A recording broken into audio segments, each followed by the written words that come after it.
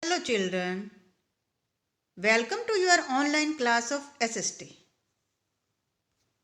Today we are going to discuss chapter 9th of history, traders, kings and pilgrims. You read about the northern black polished ware in the previous chapter. This fine pottery, especially bowls and plates, were found from several archaeological sites throughout the subcontinent. How do you think it reached these places? Traders may have carried them from the places where they were made to sell them at other places. Traders carried many of these goods to Rome in ships across the sea and by land in caravans. South India was famous for gold and precious stones, spices, especially pepper. Pepper was particularly valued in the Roman Empire, so much so that it was known as black gold. Traders explored several sea routes. Some of these followed the coasts. There were others across the Arabian Sea and the Bay of Bengal, where sailors took advantage of the monsoon winds to cross the seas more quickly. So, if they wanted to reach the western coast of the subcontinent from East Africa or Arabia, they chose to sail with the southwest monsoon.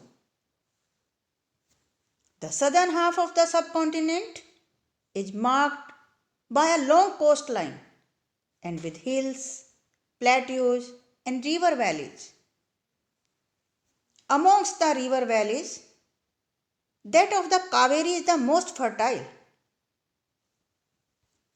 Sangam poems mention the Movender. This is a Tamil word meaning three chiefs, used for the heads of three ruling families, the Cholas, Cheras, and Pandyas, who became powerful in South India around 2300 years ago. Each of the three chiefs had two centers of power, one inland and one on the coast. Of these 6 cities, two were very important. Puhar, the port of the Cholas, and Madurai, the capital of the Pandyas. Many poets whose compositions are found in the Sangam collection composed poems in praise of chiefs who often rewarded them with precious stones, gold, horses, elephants, and fine cloth. Around 200 years later, a dynasty known as the Satavahana became powerful in Western India. The most important ruler of the Satavahanas was Gautami Putra Shri Satakarni. We know about him from an inscription composed on behalf of his mother, Gautami Balashri. He and other Satavahana rulers were known as Lords of Dakshinapatha. The story of the Silk Route. The rich, glossy colors of silk, as well as its smooth texture, make it a highly valued fabric in most societies. Making silk is a complicated process. Raw silk has to be extracted from the cocoons of silkworms, spun into thread, and then woven into cloth. Techniques of making silk were first invented in China around 7,000 years ago, while the methods remained a closely guarded secret for thousands of years. Some people from China who went to distant lands on foot, horseback, and on camels carried silk with them. The paths they followed came to be known as the Silk Route. Sometimes Chinese rulers sent gifts of silk to rulers in Iran and West Asia, and from there the knowledge of silk spread further west. About 2000 years ago, wearing silk became the fashion amongst rulers and rich people in Rome. Children, look here. It shows the Silk Route and its branches. Some kings tried to control large portions of the route. This was because they could benefit from taxes, tributes, and gifts that were brought by traders traveling along the route. In return, they often protected the traders who passed through their kingdoms from attacks by robbers. The best known of the rulers who controlled the Silk Route were the Kushanas, who ruled over Central Asia and Northwest India around 2000 years ago. Their two major centers of power were Peshawar and Mathura. Takshila was also included in their kingdom. The Kushanas were amongst the earliest rulers of the subcontinent to issue gold coins. These were used by traders along the Silk Route. The spread of Buddhism. The most famous Kushana ruler was Kanishk, who ruled around 1900 years ago. He organized a Buddhist council where scholars met and discussed important matters. Ashwaghosh, a poet who composed a biography of the Buddha, the Buddha Charita, lived in his court. Ashwaghosh and other Buddhist scholars now began writing in Sanskrit. A new form of Buddhism known as Mahayana Buddhism now developed. This had two distinct features. Earlier, the Buddha's presence was shown in sculpture by using certain signs. For instance, his attainment of enlightenment was shown by sculptures of the peepal tree.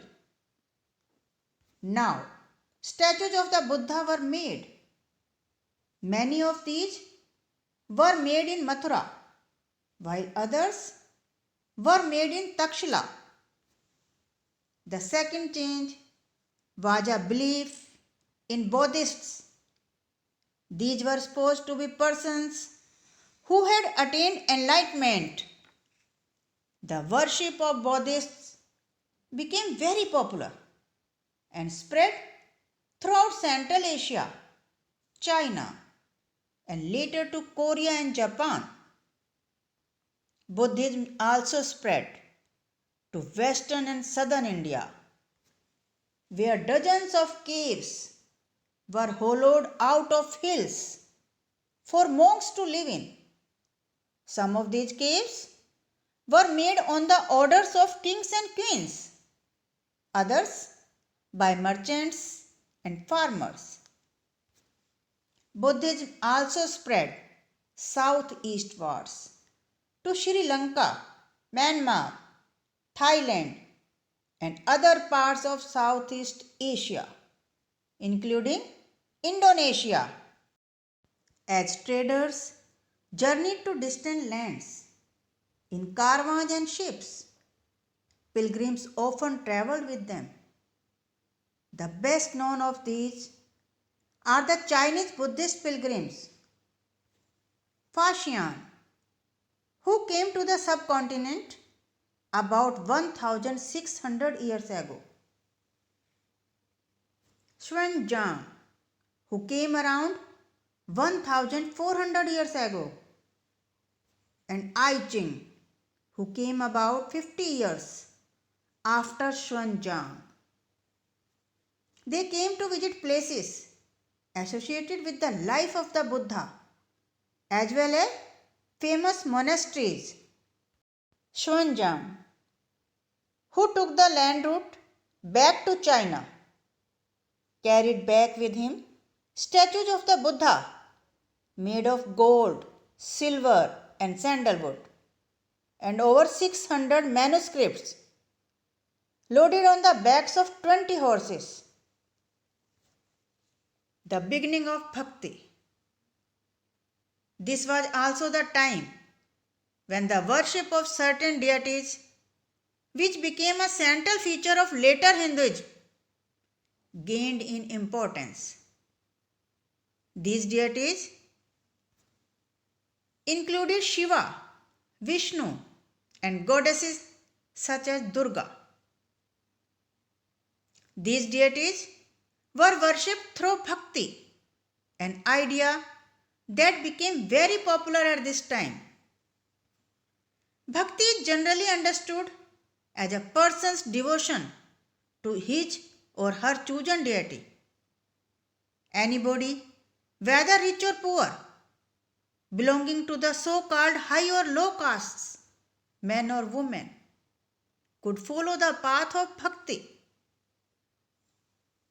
The idea of bhakti is present in the Bhagavad Gita, a sacred book of the Hindus, which is included in the Mahabharata. In this, Krishna, the god, asks Arjun, his devotee and friend, to abandon all dharmas and take refuge in him, as only he can set Arjun free from every evil. This form of worship gradually spread to different parts of the country. According to this system of belief, if a devotee worships the chosen deity with a pure heart, the deity will appear in the form in which he or she may desire. So the deity could be thought